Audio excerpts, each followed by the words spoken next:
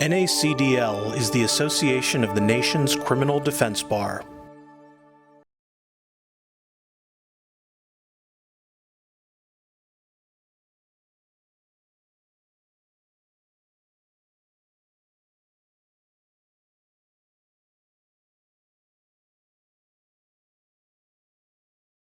But seriously, when I started to think about the topic and actually thought more broadly about knocking and announcing and consent searches of homes and all of that good stuff, there is actually a lot to it.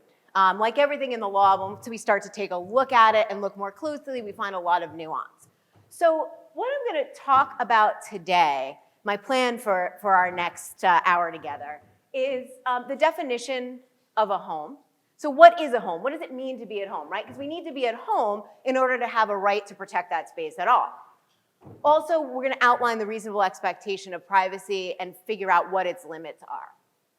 I'm going to talk about 5 ways, sort of 5 buckets, that we can put consent searches of home in. So 5 ways to challenge those situations when an officer knocks on the door and asks for permission to search your house, your client's house. I am going to take a brief detour into knocking because my presentation is technically about knocking, so I am going to depart from consent for a moment to talk about knock and announce and no-knock warrants because they are sort of having a moment right now, and I think it's important with all of these great criminal defense lawyers in the room that we talk about what's going on, especially with these no-knock warrants in various states. And I'm going to talk a little bit about motion practice and get you to think about ways to sort of challenge these searches a little bit more dramatically in court and ways that we can kind of use visuals and audio and things like that and to enhance presentation to the court when we're trying to convince the court that something happened other than the way the police said it did. So I want to start just generally by talking about the Fourth Amendment. And we have to remember when it comes to the home that we have a privacy interest in the location. And so we have to have a privacy interest in that space. It has to be, in a sense, our home, whether that's temporary or more permanent.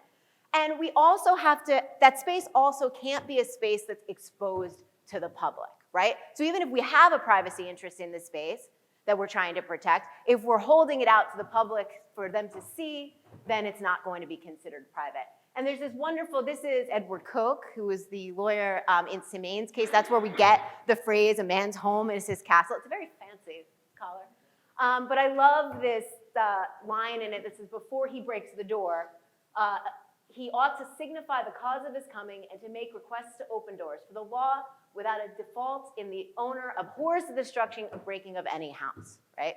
So you have to remember that this goes back to the very purpose of the Fourth Amendment. All right, so first, defining a home. What is a home? A home is a place where we have a privacy interest, right? And how do we know that? You can be a tenant of the home, an occupant of the home, an overnight guest, a guest with general privileges, right? There's a lot of ways that you can be at home, including an occupant of a hotel room that was procured by fraud. Because the test isn't necessarily whether or not you're legally allowed to be in that space, but you can argue that the person who was accused had an express or implied permission to be in the location and believed it to be private. So what's not home?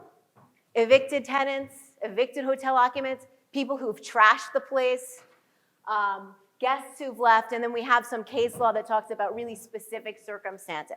So basically, if you're on someone else's land or government land, you have to be licensed to be there. All right, so when we're arguing that somebody is at home, we want to think beyond just what does it say on your driver's license or what does it say on the rental agreement, right? We want to think about ways, because I don't know about you, but very often I have these cases where somebody's staying at a place and their connection to the place is a bit more nebulous than I would like it to be, right? So what can we do? So think more broadly about establishing somebody at home. Pictures, interviewing the neighbors, talking to security guards, talking to people around the house to show that a person has a privacy interest in that place. Also cell phones. I know we're always afraid to look into our clients' cell phones because we never know what we're going to find there. But the GPS history, we can use GPS history to show that somebody has been staying at a place for a prolonged period of time, right? So think kind of outside the box when it comes to trying to prove that your client is at home. So we also have to consider whether or not a space is exposed to the public. And by that, I mean, what we're really talking here about curtilage, open fields, right? Because a house is one thing, but structures that are connected to that house, sheds, storage areas, porches, things like that, are things that police can knock on as well, right? Those are any door the police can knock on it. So we want to think about whether that space harbors intimate activity associated with the home. So when we're looking at this piece, right, to determine whether our clients or prove our client has a privacy interest in that space, we want to think basically, about 4 things. How is the area used? How close is it to the home? Is the homeowner protecting it? And is there an enclosure or a barrier of some kind, right? Those are some of the tests that we can use. One great tool for trying to show a judge or give a judge a complete picture of what a place looks like is the Google Maps feature. That you can go into court and physically log in to Google and show the judge a street and actually take them down the street. It's better than a photograph because it enables the judge to have a more real-time view of what a place looks like. So if you have an apartment that has maybe a structure connected to it or something like that, you can use this feature in court, plug in your client's address, and actually walk the judge down the street. You can do that other ways too. You can do it with a video camera. I think outside of just taking still photographs and doing diagrams, although diagrams are super helpful, you can use diagrams, but to give a judge a true picture of what a place looks like, you may want to do more 3-dimensional things like use video or use this Google feature. And signs, right? Signs are going to be really important if you're dealing with a large area, right? How do we know that an area is protected? I live on a small farm, hence why my love of my life is a goose. And we have a lot of land in the back, and some of it abuts against our neighbor's property, and he put these cute little like yellow no trespassing signs. I would have preferred something like this, because if you come near my goose, you're in trouble. And not just houses, right? Things like boats. We're here in beautiful San Diego with all these boats. Boats might have things outside to kind of say, stay away, this is private property. All of those things can be part of the kind of the total picture you're trying to present to the court, so don't overlook them. All right, so what are the 3, I want to start, before we talk specifically about consent searches, just kind of orienting ourselves of where we are in Fourth Amendment analysis. We all know that the police are supposed to have a warrant to go into somebody's house, right? Right, you gotta have a warrant. And there's knock and announce warrants and there's no knock warrants. We also have exceptions to the warrant requirement, and they're listed here. I'm gonna talk today about one exception, which is the consent exception. But I start there because I think sometimes we forget that consent is an exception to a very important requirement, right? The requirement we have a warrant. And we need to remind judges that this is an exception, that it's not the rule, and kind of start there. All right, so we're gonna talk about knock and talk. What it is and what it isn't. So it is not police showing up at your house with a warrant, right? It is not police knocking on the door and demanding entry. What it is a police officer walking up to somebody's house, knocking and saying, hi, I'm here, can I search your house? And the person says, yes, usually, because that's usually why we have the case, right? Or says something other than yes, and the police wind up inside that house anyway. So that's what we're gonna focus on today. And there's this interesting tension in the law that's illustrated in these 2 cases. One is Davis versus the United States, where the court said, it's not really much different than a salesman walking up to the door and knocking on the door in the middle of the day, or a pollster, or somebody who has a right to be there. They're knocking on the door. Why should the police be any different? Now, we all know that the police officer is very different than when you open the door for somebody selling encyclopedias, right? And there's another case, U.S. versus Johnson, was a 7th Circuit case, and there's a dissent in that case where they talk about the problem with knock and announce. Is that at its very core, knock and talk, is that at its very core, it's an end run around the warrant requirement. Because if they had cause to get a warrant, they would have just gotten a warrant. So it means that when the police go up to that door, they know they don't have a warrant, but they want inside. And so that's kind of the tension in the law, and the tension we see playing out in a lot of these cases is that tension between why shouldn't the police be able to go up to somebody's house in broad daylight like everybody else can and knock on a door, versus this kind of feeling that, well, the reason that they're probably there is because they can't get a warrant to do it another way. So consent. Talk about what consent is. Probable cause is not required for consent. That's a good one, right? I had this thing about us all doing that together, but I didn't know how alert everybody was going to be at 9:20. So probable cause not required. There are some jurisdictional splits in the area of consent, so you have to know your jurisdiction. There's a jurisdictional split regarding the cause required to ask to search. In New Jersey, you have to have a reasonable suspicion to ask for consent. And there's other jurisdictions where it's slightly different. So you have to know what cause is required to even ask for consent, or if there is cause required. And the other is whether that consent has to be informed. In New Jersey, the police have to ask, they have to have reasonable suspicion to ask for consent to search the house, but they don't have to tell the homeowner that they have a right to refuse at any time and they can revoke their consent at any time. In some states, you do have that. So you need to know what your jurisdiction goes by.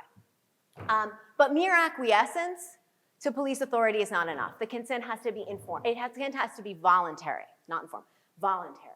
So when you have a case, let's now assume for the moment that we have established that the person has a kind of a privacy interest in the home, or at least is home and is at the door when the police come. I think there's kind of 5, and I'm saying defenses, because I guess defense is in emotion, but 5 sort of defenses, or 5 sort of ways that we can think about buckets that we can put these searches in. And I want to talk about all of them. The first is that you have a person with a privacy interest who didn't give consent. That's the classic, yes, I did, no, I didn't, right? Your client says, I didn't give consent. The police officer said, oh, she gave consent, right? That has its own set of problems. The second one is that the police coerced a person with a privacy interest to consent, right? So the person has a privacy interest in the premises, and the police did something to overbear their will, to get them to involuntarily consent. The next one is, although the person had a privacy interest, they didn't have the authority to consent to that specific search, right? So multiple people in the residence, multiple people who have an interest in the home. Then I have, these 2 are sorted together, but it looked better to have 5, so I split them up. I'm just being honest with you. The officers exceeded the scope of the consent, and there, I mean, they got consent and then they did something beyond what the consent authorized. And the last one, the officers exceeded the scope of the inquiry. They didn't even have consent and they did something they shouldn't have done. But before we talk about this, I want to kind of talk just briefly about approaches when we're making these arguments.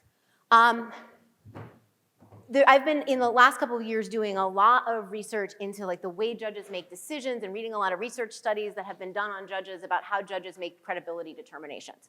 And this is not that presentation. I've done other presentations for NACDL that kind of talk specifically about that. But I want to remind everybody, and everybody is probably not news to you, is that people make decisions with their guts, right? People make decisions based on their personal experiences, based on their biases, based on their assumptions about the world. And what research over the last 10, 20 years has shown is that judges are absolutely no different. That judges make decisions the same way we do. And a phenomenon that is particularly sort of common with judges and that comes up in the research all the time is this phenomenon known as anchoring. This idea that when a judge is presented with a case, their gut is going to get them to kind of throw an anchor in a place, to make a gut decision about something, and then it will be up to us to sway them from the decision. And as you know, looking at any of these boats in the harbor when they're at anchor, you don't get too far from the anchor. So we can't wait as lawyers until the end. We can't wait till oral argument. We can't wait till closing argument. We can't wait until after the testimony to tell judges our story in connection with a case. We have to start doing it sooner. And we have to start doing it in the written motions, to be the first thing the judge sees, to allow the judge to grab onto something and throw an anchor closer to our position. And what that means is we have to start speaking in the language of story.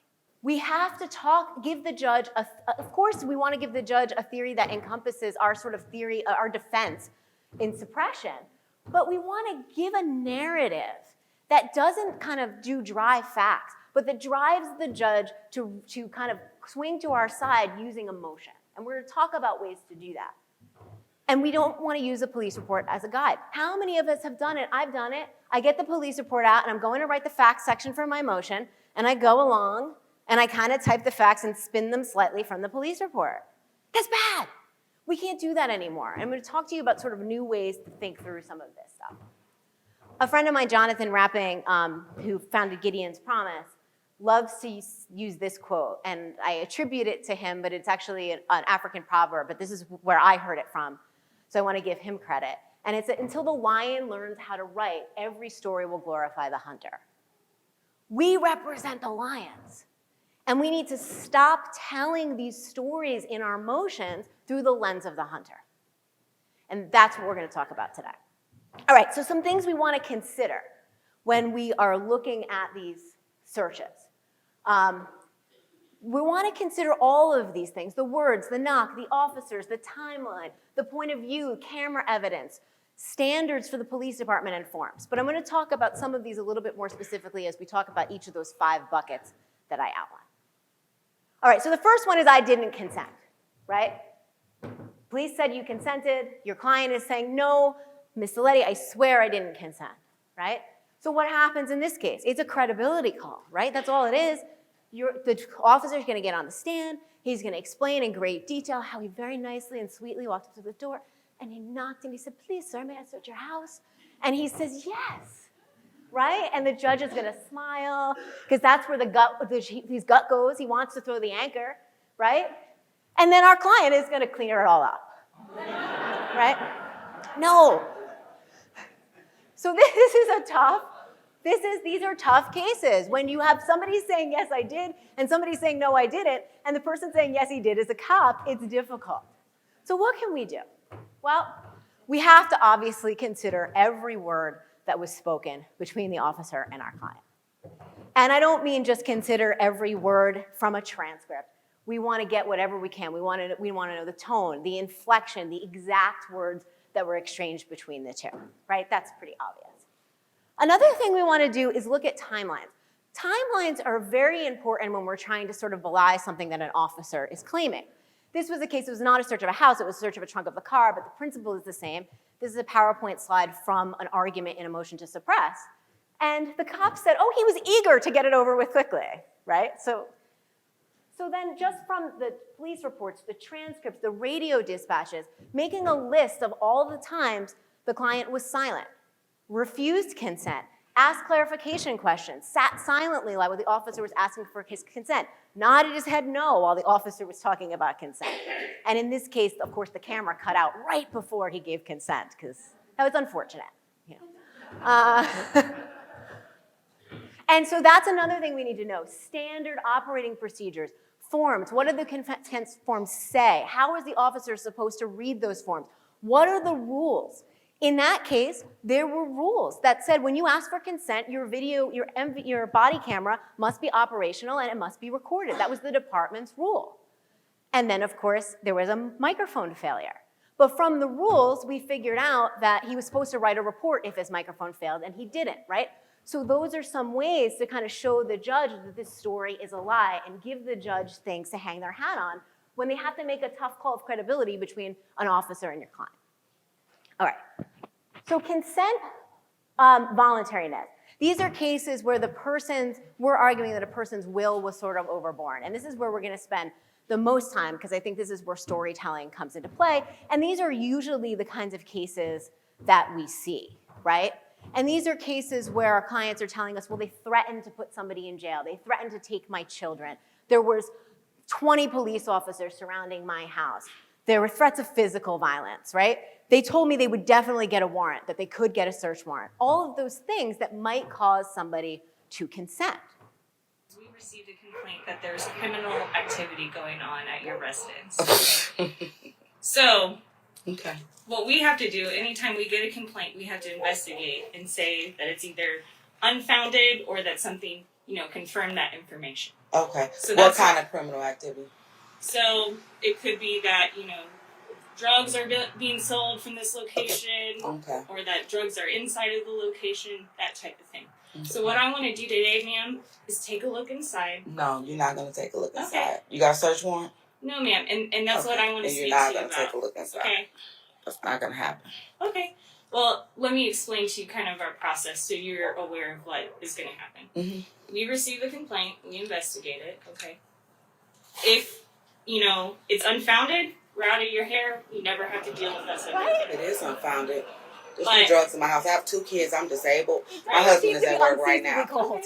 Nobody here has a criminal record. I have no criminal record. My husband has no criminal record.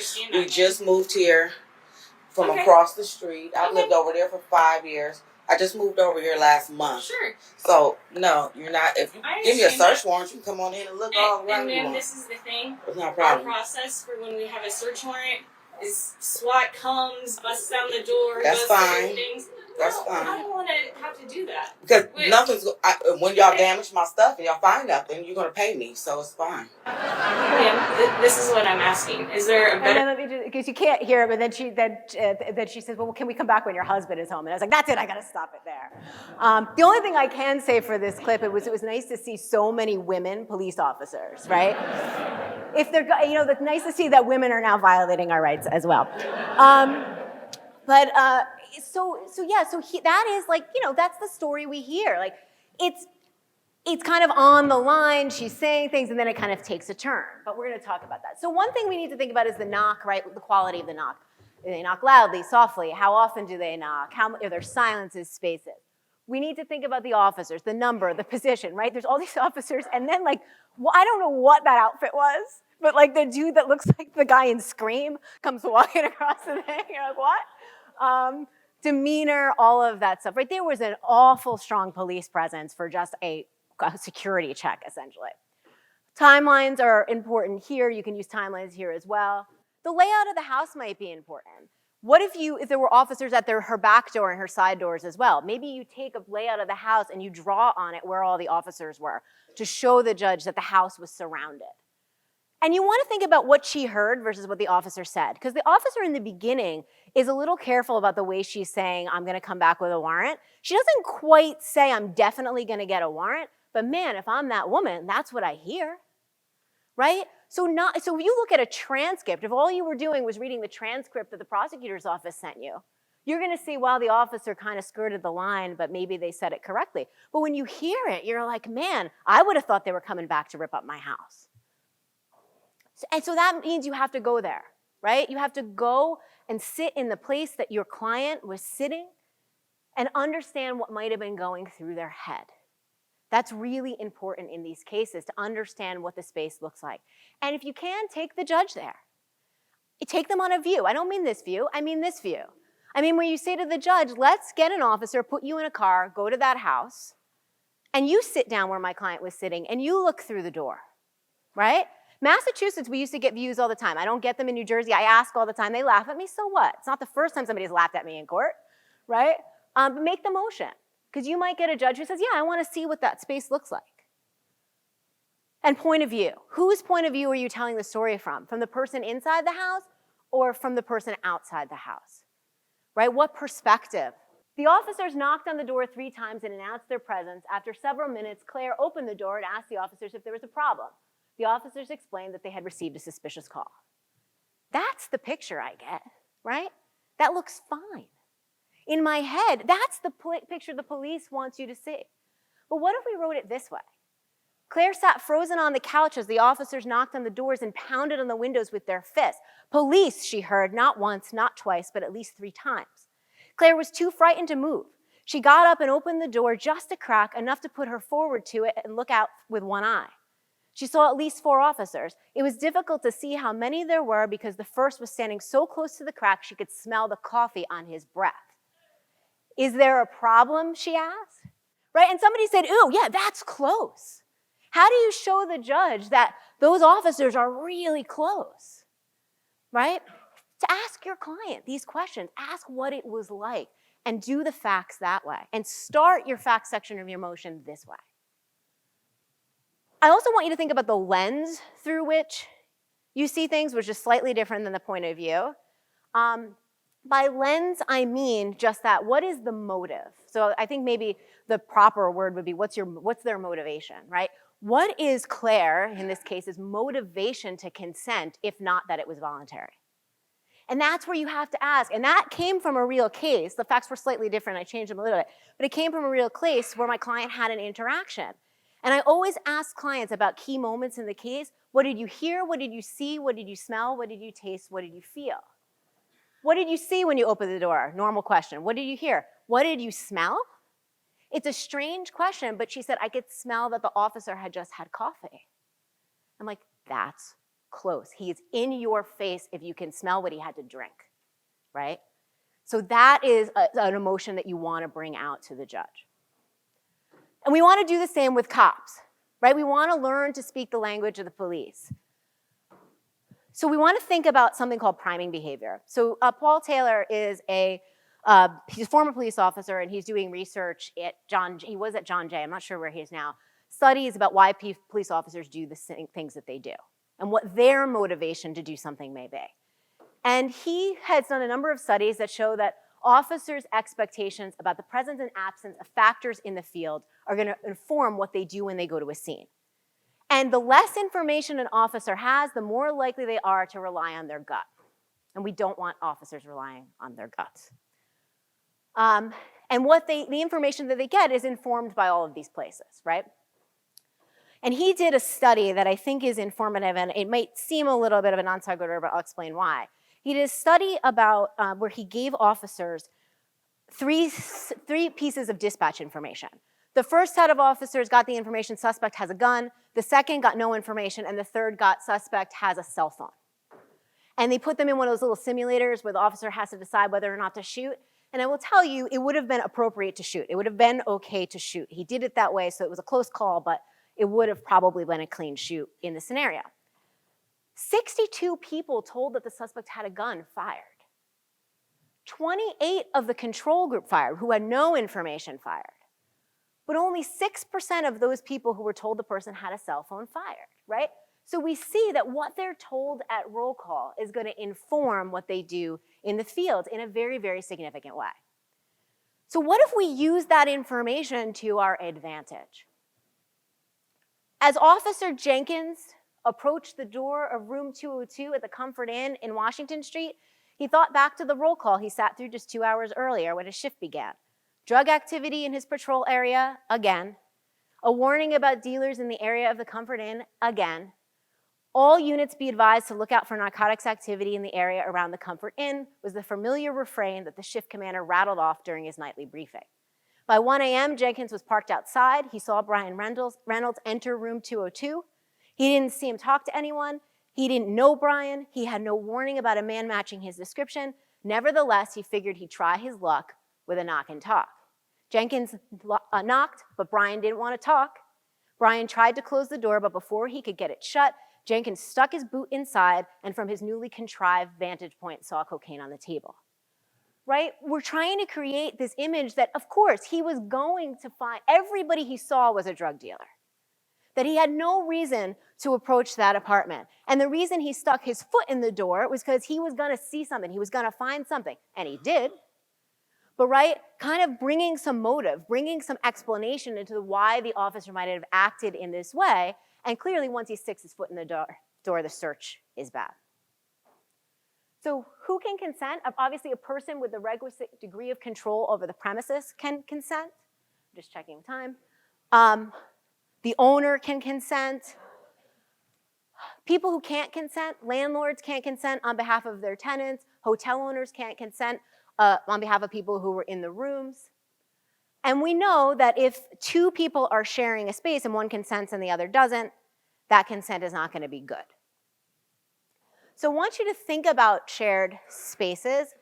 This happens particularly when somebody is renting a room in somebody else's home. I had a case one time where I had an 18-year-old girl who was living in her parents' house, 18-year-old woman, was living in her parents' house. She was paying rent by buying groceries, but we called that rent. And her mom said in exchange for staying in the house, she was buying groceries every week. She's buying the groceries. And on her door, there was this big sign that said like Cammie's room, and it had crime scene tape on it. And it had all these signs that had skulls and crossbones. It looked like it was like biohazard warning if you went in the room. So I said to her father, can we take the door? And we took the door down and brought it into court, right? Judge, this is what the police officer, even though her mother said that they could search the home, this room is her space, and she would have had to consent. And the judge granted the suppression motion. But something about seeing the door physically in court and seeing like what she would have to walk up to, what the officers walked up to, showed that this was her private space within the larger home. So how do officers exceed the scope of consent? Consent's limited to particular area. So if somebody says, you can stand here, but you're not coming in here, and an officer exceeds it, we know that that consent's not going to be valid. That's an easy one, but it's something that we shouldn't overlook. They also can't pull a person out of the premises. In that hotel case that I kind of did the introduction for, they pulled my client out of the hotel room at that point, and that was where the whole search went bad. I've seen on television, not television, on like YouTube, when lawyers do these like videos. I'm a public defender, so I don't make videos and put them on YouTube, but sometimes private lawyers do. And people saying, well, you should go, if you want to talk to the police, go outside. What's the problem with that? Well, there's a lot of problems with that. But what's the real problem with that? To go outside, you have to open the door. And when you open the door, the officer can put his little eyeballs inside your house. So close the door. And there's some case law that tells us when if you close the door behind you, you're better off than if you leave the door open. Because if you close the door behind you, then the officer can no longer see in. But if you're just holding the door open while you're talking to Officer Skippy, then he can look inside. So, and that creates a plain view situation. We're not going to talk a lot about plain view. The only thing I want to say about plain view is that the officer can't create a situation. Remember, a lot of times people say, well, they opened the door and they could see inside, so that's the end of it. It's plain view. It's like, no, because if the officer does something that he's not allowed to do in order to create the plain view situation, it's still a bad search. And we're going to see this guy do it right now. Don't tell me what I can and can't do. This is my residence. You can't there step foot in goes. my house. Yes, I can. No, right? you can't. I'm going to put my foot here so you can no longer close the door. So just remember, plain view is not the end of it. The exigency cannot be created by the officer. So you want to consider also the way doors work. Right? I told you I was going to talk for an hour about knocking and doors. Because you want to consider the way doors work. And this is really important. I had, in that hotel case, the officer said when he opened the door, it was just open, and they were standing there and talking. You guys all left your hotel rooms this morning. Did your hotel room door stay open? No, those things slammed shut. Mine almost killed me this morning when I was on my way out the door. And we had to have a maintenance person from the hotel come in and explain how the hotel door worked, right? So you want to think about how doors work, what way they open. Do they open in or out? All those things could be important. And the best advice to clients, if they're knocking, don't answer the door. Nobody can get into trouble. If they have a warrant, they'll come in, right? All right. So let's take a moment for knocking. I just want to check how much time I've got. Oh, I got 20 minutes. I'm from New Jersey, and then I talk fast when I get nervous, so it's like, wow, look, I've got 20 minutes. So let's take a moment for knocking. This is from an actual police Facebook post. And if this is an officer in your jurisdiction, you're going to want to keep that, but this is not about social media. So we want to remember, these are warrant searches. So I'm going a bit astray from consent searches, but since knocking is in the title, I felt a little licensed to do this. Knock and announce. We want to remember that there's 4 things that have to happen in a knock and announce. Yeah, the officer has to identify themselves, verbally demand entry, give the occupants information about the scope of their authority, and give the occupant an opportunity to answer before they force entry. So that kind of goes like this. Police, open up, we have a warrant. And then the guy with the battering ram stands there waiting because he's excited. Because soon he might get to swing it. And how long does little Sparky have to wait? All right, so 20 to 30 seconds is sort of the range, depending on your jurisdiction. In New Jersey, we get like 30 seconds. Like, it depends. 20-second US versus Banks, 20 seconds was a close call, but okay, and it's a totality of the circumstances test. So we need to think about showing the judge that a longer period of time was what was reasonable. Layouts of homes are important here, but don't think of layouts as flat, think of them as three-dimensional. So a layout of a home from the side is a cool way to show this, because what if I don't know if this has a pointer, what if our person, the door is where that tree is, and our person is where the pink bed is? It's gonna take a long time for them to make their way down the stairs and get to the door, right? So if you have a large home, maybe you wanna show the proximity between where your client was and the door. And you can find these things, like I'm in the middle of redoing my living room, and I'm on all these sites where you can like make diagrams of your house on Raymore and Flanagan and stuff. Use that stuff. It makes great diagrams of houses. You move the couch here, it'll be a Raymore and Flanagan couch, but who cares, right? Move things around. Video. You want to look around for video, not the officer's video, other video. Everybody has a video camera. The first clip I showed you was some guy's Ring doorbell camera showing police officers knocking on what turned out to be the wrong house. They went in later, that's the whole thing. I just like the board knocking. But you wanna get surveillance. You wanna get any information that you can about any other visuals you can other than the police officer footage or the police officer report.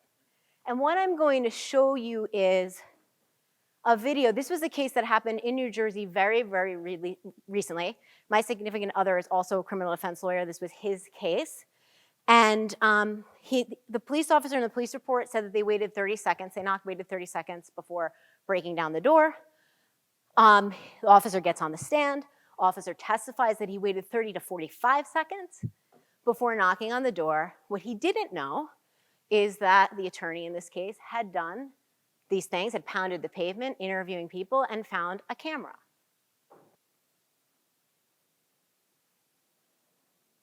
Right? Sparky was excited, right? He went right in. So this, and of course he won the case got dismissed, but that's not the end of it. And I think the really important message that I wanna give you guys is don't let that be the end of it. When you see an officer has done something like this, you have got to tell other lawyers.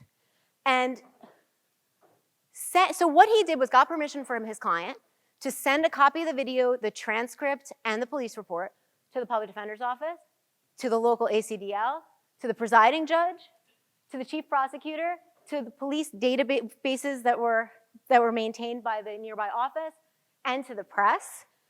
He also sent it to the police department and asked them to do an investigation. And here's why I bring this up, because this is what happened. The prosecutor's office moved in civil court for an injunction to enjoin the attorney from giving that information to other agencies. And in their brief and in court, argued that it wasn't Brady because there was no formal finding that the officer had done anything wrong. He had lied under oath, and there was a videotape, and that was their internal assessment. There is stuff in drawers marked Brady evidence, do not hand over, in probably every one of your prosecutor's offices. I'm kidding, but not really, right? And the fact that that was the way the police department worked. And I say this all the time, and I think Barry's here somewhere, Barry Scheck is here somewhere, or was. Barry has been working tirelessly on police accountability databases, and I can't agree more that we lose so much information every time we close a file. We have to find ways, formally or informally, to share it with one another. The happy ending to this story is that not only did the judge give the prosecutor a tongue and written lashing about Brady, but also required the prosecutor to give him attorney's fees for the motion. So they're writing him a big fat check for even having to go to court and argue that this was Brady. So that was an exciting thing. It just happened, February 2020. So no-knock warrants. They are sort of having, like I said earlier, a moment right now. It's not a good moment, but they're in the news a lot. And I think that as a group of defense attorneys, there's a lot that we can do to sort of push the issue on no-knock warrants. No-knock warrants were supposed to originally, when they came about, were for the most dangerous people, right? For people who the police believe might have guns in their home, for people that the police truly believe would have the capability to destroy evidence before the police came into the door. I have a friend of a friend who is on a SWAT team in Paterson, New Jersey, and there was he told me about one house where the guy had dug elaborate tunnels underneath the house. Like that might be, and had a stash of guns, and all of the information that they had from informants talked about the guns that he kept in the home, right in his bedroom next to his bed. That would probably be a good case for a no-knock warrant, right? As much as, I would hate it if it was my client, it would be that, that's the kind of cases that we're talking about. And it's kind of these exceptions have started to swallow the rule. So I just want to remind everybody that when you're looking at these cases, that they have to have a reasonable suspicion for the no-knock portion of the warrant.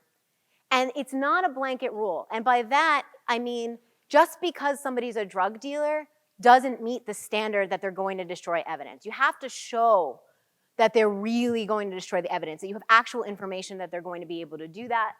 And the same thing with like gang members. Just because somebody's in a gang, we should be arguing, doesn't mean that they're dangerous. They have to show that they have weapons in the home. And the justification has to be both in the affidavit and the warrant. There was, I forget the name of the case, but there was a case where it was in the affidavit, but the judge didn't formally authorize it, and they went and knocked on the door, and the court suppressed that evidence. And we have to think about this because the risks of these warrants so outweigh the potential rewards. There were 20,000 warrants of these kinds of warrants, these no-knock warrants issued every year. And SWAT teams that were originally developed for hostage and crisis situations now spend 80% of their time executing these warrants. There was a study in Denver, and I don't know, I mean, this is 10 years old. I was reading that. I don't know if anything has changed, and somebody from Denver, I forgot to ask my Denver friend in the back, and my dancer, he was doing dances, you couldn't see him in the beginning, whether this has changed, but it was a 2000 Denver study that said 5 out of 136 were rejected, right? 131 of 136 sign-offs. 10% were authorized when the police didn't even ask for them, right? And I don't know what happened. I don't know if the attorneys weren't challenging them or whether they were losing when they challenged on that issue. And they're not any more successful than regular warrants. The success rate of these warrants is not super high. And then we see stories like this, right? We see stories where the people who are the target of the search warrant wind up getting killed. We see cases where people who are not the target of the search warrant wind up getting injured or killed. We've seen cases where police officers have gotten killed because, rightly, if I'm sleeping in a bed and there's a gun next to me and I hear an intruder breaking through my window in the night, what am I going to do, right? So there have been police officers that have been shot, and cities around the country are reassessing whether or not these no-knock warrants should even be allowed. And in Houston, recently, the police chief of Houston stopped using them. Houston is doing some, Harris County, anybody here from Houston?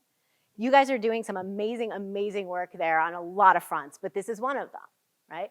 So think about this. Think about talking about the statistics also when you're talking about these no-knock warrants and when you're trying, and litigate them. Just because there's a warrant doesn't mean there's not something to scream from the rooftops about. We can always find something to litigate. All right, so I want to end by just talking really briefly about reimagining our motion practice. There was this great story, it's an American Bar Association story where they interviewed a whole bunch of judges, I believe it was in Georgia, and talked to judges about what they wanted to see in our motions, right? Because I don't know, I've been there, I've been like, I'm gonna put a couple more case sites in there and then the judge is gonna know I'm really serious, right? Or I'm gonna make it really long, my motion is 45 pages, it must be great, right? And we kind of think that way. And basically, think back to what I was saying about anchoring, about storytelling. That is what judges said that they wanted. Short, compelling, yet concise introductions, right? Start one of those ways I described earlier. Start with Claire looking through the peephole. That should be the start of your facts section. Not on October 24th, the officers went to such and such, right? The lens has to be the lens of your client, and you've got to try to pull the emotion. They ask for restrained use of case law. Cite the important cases. We don't want to look up all these little cases that say something that's not important. Cite the most important ones. Stick to those. Argue those. And use modern diction. Tell me a story. Not, the officer alighted through the, right? Don't talk like a cop. Talk like a person. Make it interesting. It was Justice Kennedy, before we get to Justice Kennedy, and I promise we won't stay there long, but before I get to Justice Kennedy, I want to talk about how you lay out these motions. So when we have our big introduction, think about using, and you don't need to read this, this is just to show you an example of things that you can do in a motion, right? You can embed a video clip in a motion. Don't make the judge go back and try to find the video clip. He can double click on it in the motion and it'll pop up. Now you have to have a backup, make sure you put it on a thumb drive too, but just in case. But orient the judge where you want them. If you make it easy for your judge and her law clerk, it's going to benefit you, right? So pinpoint them. Put pictures right in the motion, right in the written motion of what you want the judge to see. This is a bunch of pictures stitched together to show what the 360 view of this woman sitting in the back of a police car to show that she was being coerced. Use charts and timelines right in your emotion, right? Short, concise, easy for the judge to access and process. Now, Justice Kennedy. Because what Justice Kennedy said was, I've never read a brief that I couldn't put down, right? So it is our goal, what we should be striving to do is give judges briefs that they can't stop reading. And do oral arguments that they can't stop watching. Use PowerPoint, use graphics in your oral argument. Infuse all of these things. It keeps, sadly, like we know the human attention span is super short now, right? It keeps people entertained, and most importantly, it moves the emotion of the judge and brings that anchor to a place where you can defend from. I can't end on Justice Kennedy because I'm mad at him still for retiring. So I'm gonna give you a palate cleanser. There she is. And just one more. Okay, just Ruth, I love you. But seriously, I want to end with something that Ruth Bader Ginsburg said that I hope will inspire you as you look at what seem like impossible motions, right? Allegations our clients consented and warrants to forcibly enter your client's home. Remember this, real change, enduring change happens one step at a time. You have a tremendous amount of power to bring about sweeping change, but we in this room do it one case at a time. When you do it, and when you do it well, share it with everybody else, and together, all of those little successes are gonna be the things that bring the sweeping change. And it's up to all of us in this room to keep fighting, to keep chipping away, and to keep doing that. And I thank each and every one of you for doing that every single day. Please be inspired by my girl, and enjoy the rest of your conference. Thanks.